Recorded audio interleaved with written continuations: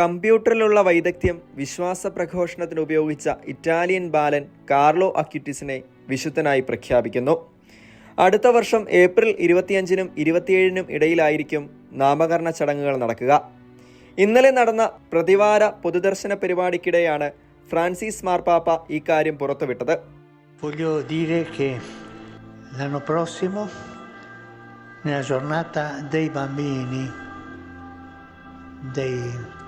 degli adolescenti, canonizzerò il beato Carlo Acutis.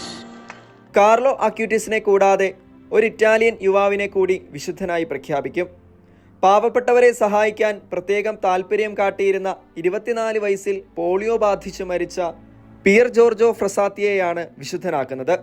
Peer ജോർജോ ഫ്രസാത്തിയെ July 28-നും August 3-നും ഇടയിൽ വിശുദ്ധനായി നാമകരണം ചെയ്യും. മിലേനിയൽ തലമുറയിൽ നിന്ന് വിശുദ്ധ പദവിയിലേക്ക് ഉയരുന്ന ആദ്യ ആളാണ് കാർലോ അക്യൂറ്റിസ്. 1991 മെയ് 3-ന് സമ്പന്ന ഇറ്റാലിയൻ ദമ്പതികളുടെ മകനായി ലണ്ടനിലാണ് കാർലോ അക്യൂറ്റിസിന്റെ ജനനം. കമ്പ്യൂട്ടർ പ്രോഗ്രാമിങ്ങും വീഡിയോ ഗെയിമിങ്ങും ഏറെ ഇഷ്ടപ്പെട്ടിരുന്ന ബാലൻ വളരെ ചെറുപ്പത്തിലെ തന്നെ ദിവ്യകാരുണ്യമായ ഈശോയെ തിരിച്ചറിഞ്ഞവൻ, ദിവ്യകാരുണ്യത്തെ സ്വർഗത്തിലേക്കുള്ള പാതയായി കരുതിയവൻ എന്നിങ്ങനെ ഒട്ടേറെ വിശേഷണങ്ങളാണ് കാർലോ അക്യൂറ്റിസിനുള്ളത്. തൻ്റെ 14-ാം വയസ്സിൽ ദിവ്യകാരുണ്യ അത്ഭുതങ്ങളും പരിശുദ്ധ കന്യകാമാതാവിൻ്റെ പ്രത്യക്ഷപ്പെടലുകളും ഉൾക്കൊള്ളുന്ന ഒരു വെബ്സൈറ്റ് കാർലോ തയ്യാറാക്കി.